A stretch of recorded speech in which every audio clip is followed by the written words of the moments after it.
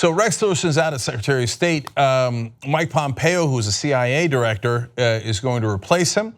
Mike Pompeo has a long history of being deeply right-wing, deeply in the pocket of Donald Trump. Apparently rushes over to see Donald Trump quite frequently, not just when he's supposed to, as CIA director. Make sure that he gives the intelligence briefings in person. Oh, Donnie, how am I doing, Donnie? You're so right, Donnie. And it worked for him. He's now the Secretary of State. But what's more interesting to me is the person who's going to replace him as the head of the CIA. And that's Gina Haspel. She is the new CIA, or she's going to be the new CIA director if confirmed. And confirmation for her could be an issue. And of course, Pompeo will be the new Secretary of State if confirmed. So now I want to go back to a New York Times story that came out when Haspel first got the deputy director job. So she's currently the deputy director. She's going to be moved up to director if confirmation happens. So this is to give you background on who Gina Haspel is and why she was picked. Buckle up. As a clandestine officer at the Central Intelligence Agency in 2002, Gina Haspel oversaw the torture of 2 terrorism suspects and later took part in an order to destroy videotapes documenting their brutal interrogations at a secret prison in Thailand. So let me be clear about Gina Haspel. She shouldn't be in government, she should be in prison. For the torture, yes, people say, oh, torture is illegal now. Torture was illegal back then. They just chose not to enforce that law. But even more importantly, they destroyed evidence. They said it in public, they admitted it. That's illegal under any and all definitions. No question about it. But they don't believe in the rule of law. And the person who doesn't believe in the rule of law the most is Donald Trump. He wants to stop any investigation of himself. He's like, oh, Gina Haspel tortured people. Great, I'm in favor of torture. She stopped an investigation of herself by destroying evidence. Hey, that's my kind of gal. Promote her. So now let me give you details of what happened. She played a direct role in the CIA's, quote, extraordinary rendition program, under which captured militants were handed to foreign governments and held as secret facilities where they were tortured by agency personnel. That's a couple of crimes for the price of one. Extraordinary rendition is otherwise known as kidnapping. They would go into other countries, including allied countries, and just take people off the street. They wouldn't ask the German government, for example, a top ally of ours, hey, we'd like you to arrest this person. We have a warrant for them, or we're going to go through this process for them because we have evidence that they're a bad guy. Well, we don't have evidence, so we're not going to tell the German government. We just go in there in a black op and kidnap someone off their street.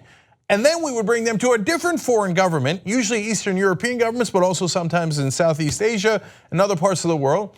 And in the Eastern European governments that were friendly to our black ops, they would reopen their gulags from the Soviet Union times and allow our CIA to go in there and torture our detainees, who we had such little evidence on that we couldn't even present it to allied countries as a reason for them to be detained. This kind of complete lawless actions that totally outside of our democracy and our allies' democracy is now being rewarded, not punished, but rewarded.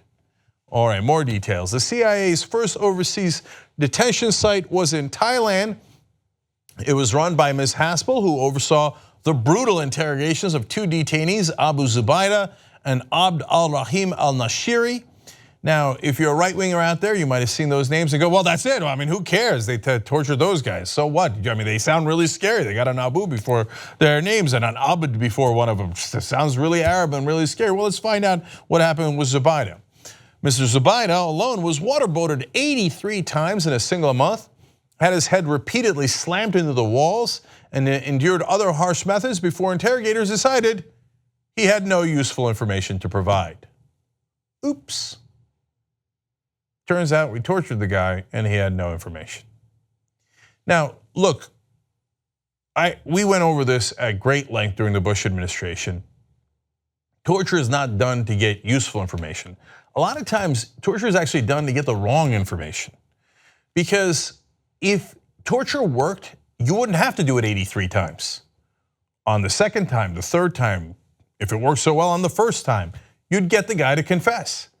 By the 83rd time, you're not interested in a confession. You're certainly not interested in the truth. You're interested in just gratuitous attacks on this guy. But the other thing that torture does is sometimes it gets you the wrong information you want. In a famous case where we did a fake burial of another detainee in Egypt, we captured this guy, extraordinary rendition, we bring him to Egypt, and we had him dig his own grave, and we pretended that we were gonna execute him. Now again, this is illegal in 1,000 different ways. That's why she destroyed all the evidence, because they should go to prison, the people who did this torture against our laws. So they're doing the mock execution, and the guy later testified. He's like, I got it in the nick of time.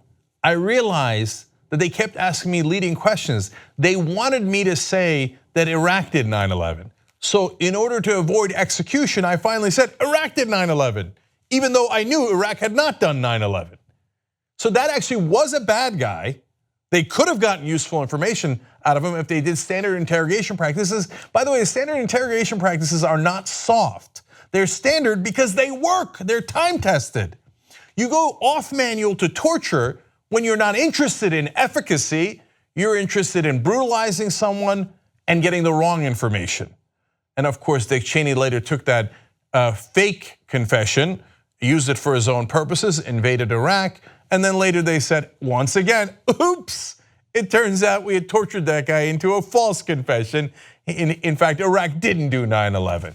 So this is a well-tested method to get people to say things that aren't true. And this is the person who's now going to be the head of the CIA. Even if you didn't object morally or legally, and there's something wrong with you if you don't, she's not gonna get the right intelligence. That's not what she does. So if you care about our intelligence officials at all, but actually, you know what, as I just said that out loud, I came to a realization. Does Trump want our intelligence officials to get the right information or the wrong information? Whenever the CIA says it was the Russians who interfered in our election, Trump says, no, give me a different answer. Maybe Gina Haspel is exactly the kind of person who'd be happy to give you any answer you like, right or wrong. Now, just a last couple of things here on what Haspel did. The sessions were videotaped and the recording stored in a safe at the CIA station in Thailand until 2005, when they were ordered destroyed. By then, Ms. Haspel was serving at CIA headquarters, and it was her name that was on the cable carrying the destruction orders. She should be in prison. She signed a document saying destroy evidence.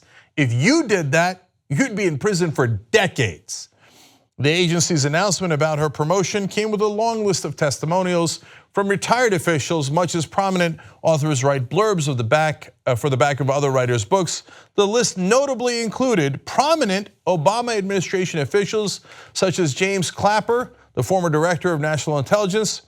He was, quote, very pleased with what she did. Michael Morrell, who twice served as the CIA's acting director, and he said, I applaud the appointment.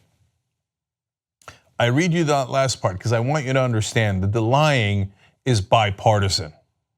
So Trump is thrilled with someone who's pro-torture and pro-destroying evidence. But the Obama administration, what did they say? Oh, we're not gonna look backwards, we're gonna look forwards.